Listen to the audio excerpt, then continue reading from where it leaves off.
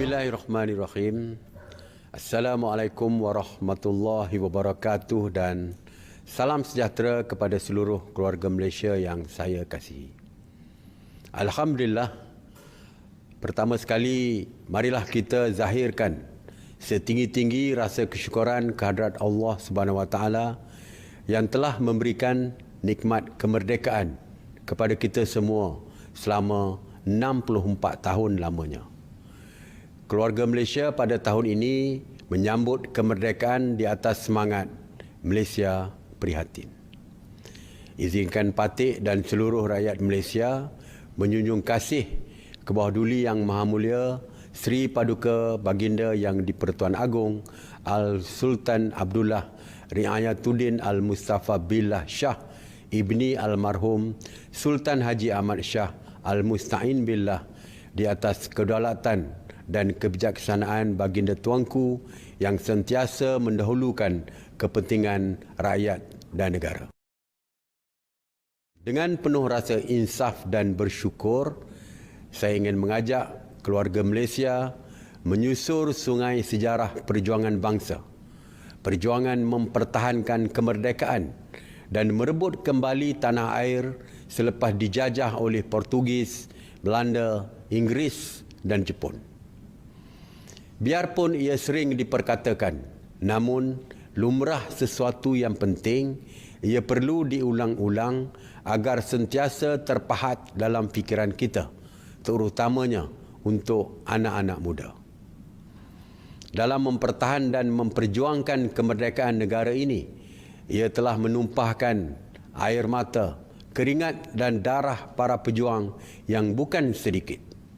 Bermula dengan runtuhnya Kerajaan Melaka di tangan kekuasaan Portugis pada tahun 1511. Sejak itu, peta pemerintahan dan kekuasaan kita mula dirobekkan oleh penjajah barat. Ratusan perjuangan yang ditandai peperangan, perundingan dan pengorbanan telah memakan masa selama 446 tahun. Ia terpaksa dihadapi demi mengembalikan semula kemerdekaan tanah air ini. Sepanjang tempoh lebih 4 abad itu, tidak terhitung banyaknya nyawa yang terkorban dan tidak terkira nilai kerugian harta benda. Namun semangat perjuangan yang tumbuh daripada anak-anak bumi bertuah ini tidak pernah patah atau luntur.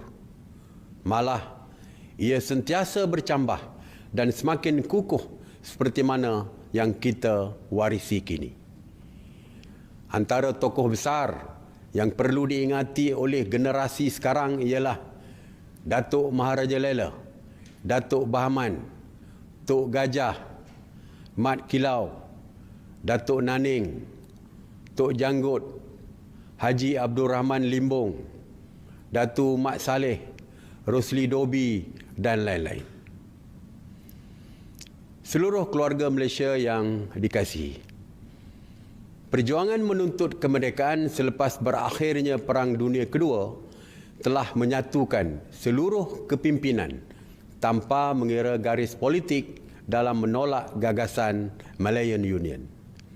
Inilah sebenarnya semangat dan perjuangan yang telah wujud sejak dahulu lagi dengan matlamat mencapai kemerdekaan tanah air. Nilai kemerdekaan negara ini terus dipelihara oleh kesemua Perdana Menteri Malaysia.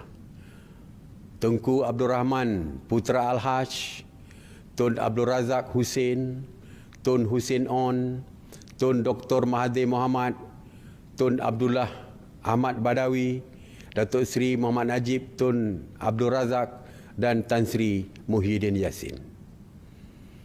Bukan sedikit pahlawan negara yang gugur dan terkorban dalam mencapai dan mempertahankan kemerdekaan negara ini. Negara berterima kasih kepada perjuangan dan pengorbanan seluruh yang terlibat, terutamanya anggota keselamatan, tentera dan polis sejak dahulu sehingga kini. Seluruh keluarga Malaysia yang saya kasihi, saya perlu menyebut beberapa fakta sejarah tadi Kerana setiap negara yang mahu bangkit daripada sebarang kemelut perlu mengenali sejarah. Individu yang mengenali sejarah akan memiliki jati diri yang kukuh dan saling menghormati. Yang paling utama ialah mereka akan memiliki fikiran yang fokus dalam mengatasi apapun cabaran sebagai sebuah keluarga besar, keluarga Malaysia. Justru pada sambutan ke-64 kemerdekaan tanah air kita, marilah kita membuat tekad untuk memulihkan negara. Cabaran yang sedang kita hadapi hari ini belum pernah ditempuhi sebarang pemimpin dan kerajaan sebelum ini. Kini kita berdepan dengan beberapa cabaran serentak, iaitu wabak penyakit dan kegawatan ekonomi, di mana ia menggugat kestabilan politik negara dan di seluruh dunia. Sempena hari kemerdekaan ini, kita perlu terus berjuang memerangi pandemik COVID-19 sebagai musuh yang paling utama. Kejayaan ini akan membolehkan kita membuka jalan pemulihan ekonomi negara dalam norma baru.